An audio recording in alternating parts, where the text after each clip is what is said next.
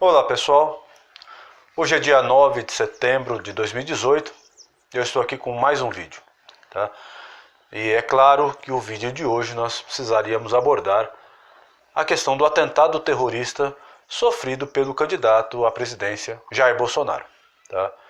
Eu queria abordar esse tema, que é gravíssimo, tá?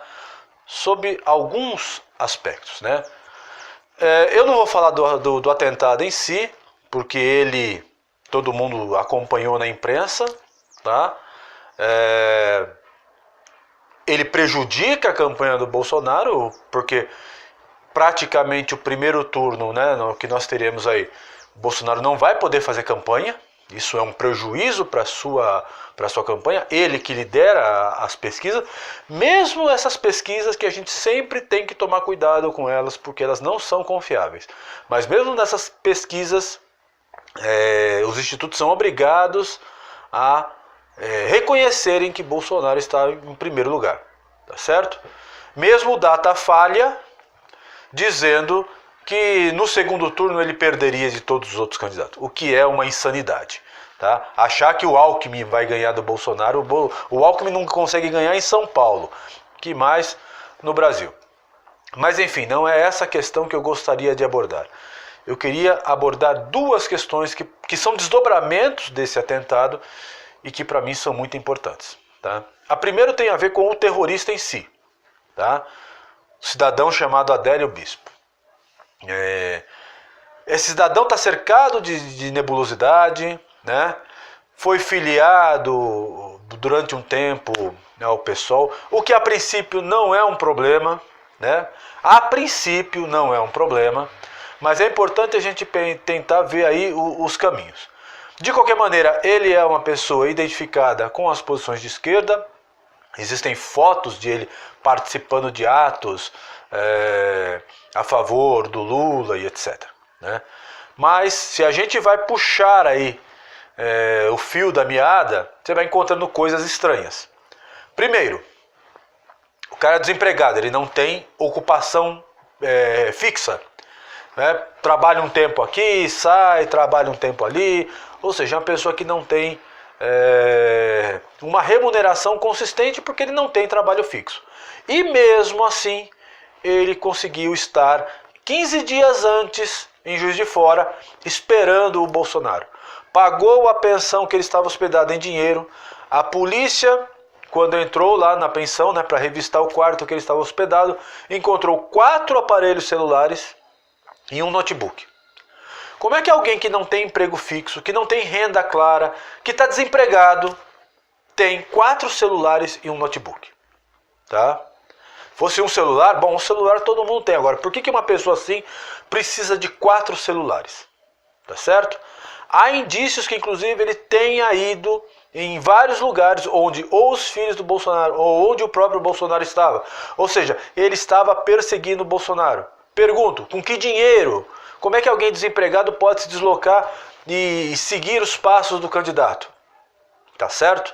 Então, isso precisa ser muito investigado. Outra coisa que chamou muito a atenção, que a gente tem que ficar muito atento. Menos de 24 horas depois dele ter sido preso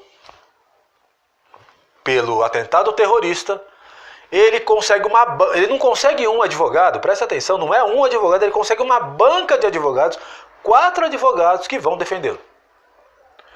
2 deles, ou um deles, se eu não me engano, foi a Juiz de Fora de jato particular. Tá? Nós precisamos saber quem está bancando a defesa. Que o terrorista tem direito à defesa, isso está na lei. Ninguém discute isso. Agora, qualquer cidadão brasileiro comum tem condição de contratar 4 advogados? E não são qualquer 4 advogados, não. Existe um escritório de advocacia que fica na cidade de Barbacena, um escritório caro. Tá? Então, esses advogados não estão saindo barato. Pergunta, quem está bancando? A informação de um dos advogados é que eles foram contratados por um cidadão de uma outra cidade de Minas, que era a cidade que esse rapaz morava, ou que é a cidade da família desse rapaz, e que esse cidadão é ligado a uma igreja, e que ele teria contratado. Bom, a polícia tem que saber quem é esse cara que está bancando esses advogados. Por quê? Ora, tudo bem, ele é amigo da família, que seja, mas vai bancar um advogado? Como é que vai contratar uma banca? Quem é essa pessoa que tem tanto dinheiro assim?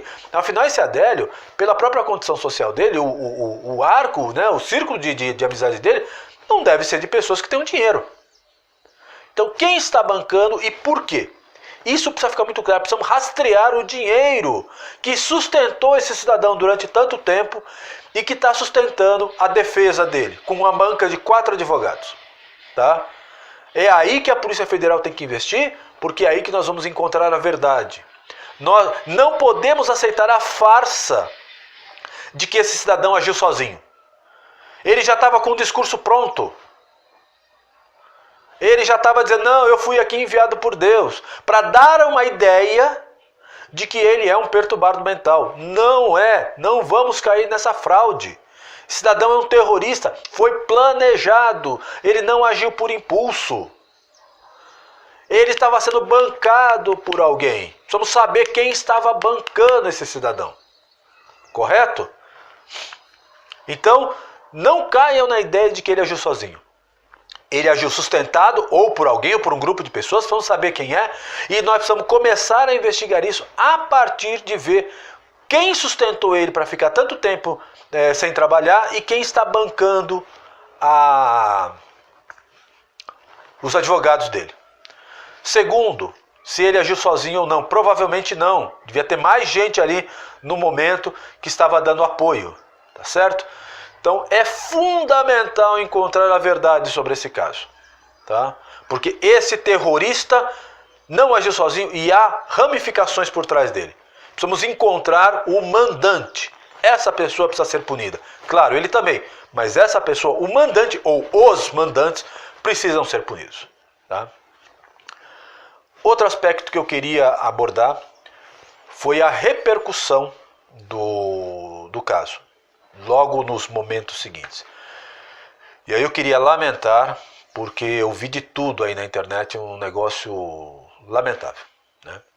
Primeiro, louva-se, né, que os candidatos a presidente, todos eles, ainda que o Álvaro Dias tenha feito algumas ressalvas ali, que não caíram muito bem, mas todos os outros candidatos repudiaram o ato, né, suspenderam as suas campanhas.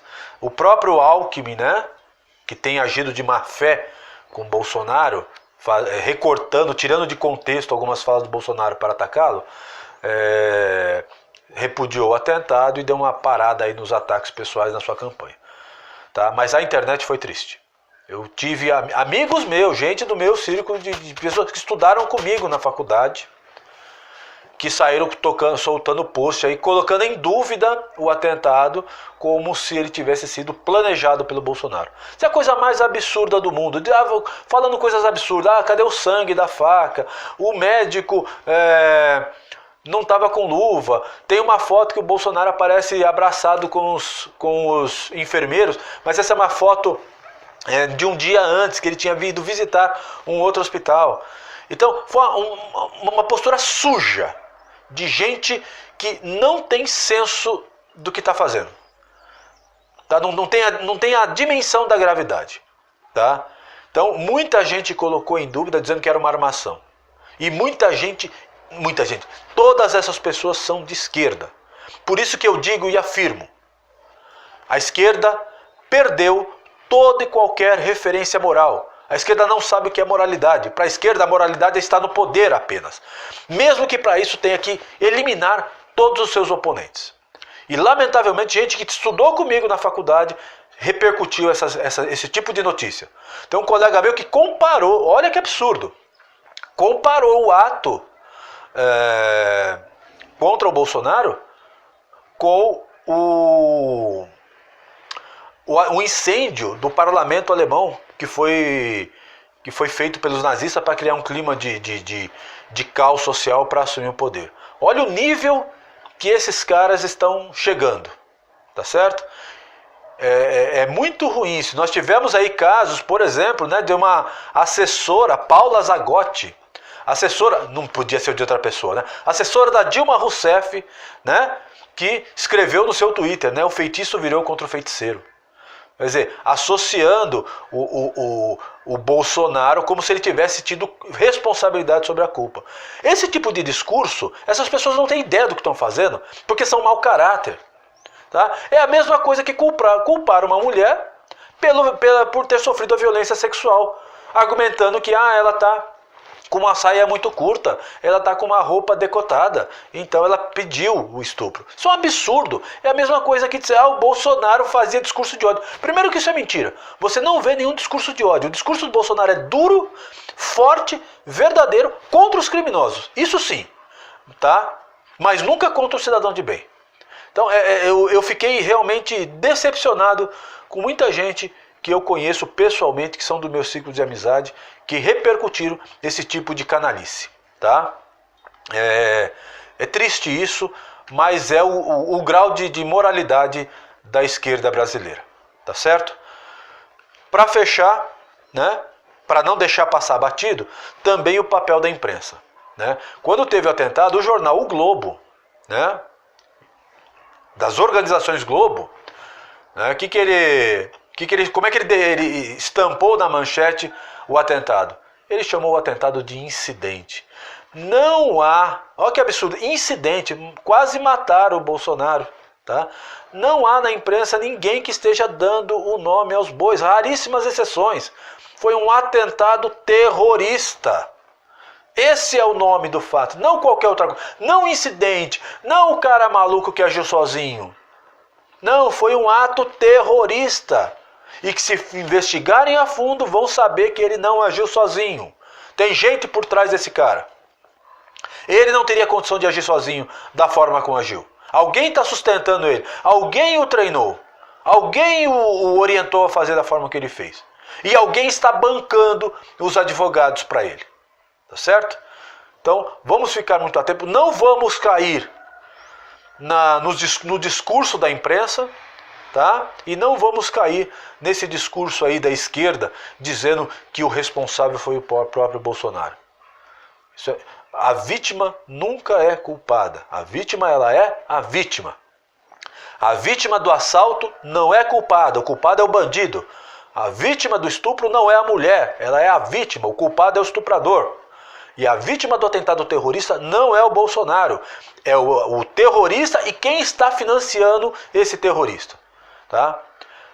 E isso nos deixa claro o quê? Que na verdade, o único candidato diferente de todos os outros é o Bolsonaro. É o único candidato que está colocando medo na elite política que governa esse país há muito tempo. Né? Ele é o único candidato verdadeiramente que está agindo por fora do status quo, né? Do sistema político implantado nesse país. Tá certo? E eu queria me dirigir para você, cidadão, que está em dúvida em quem votará para presidente. Pensa nisso. Quem é o único candidato que se coloca de verdade, não somente em discurso, mas de verdade, contra o sistema. É isso que eu tinha a dizer. Um forte abraço a todos. Se gostaram, deixem um like, né? Se inscrevam no canal, compartilhem e até o próximo vídeo.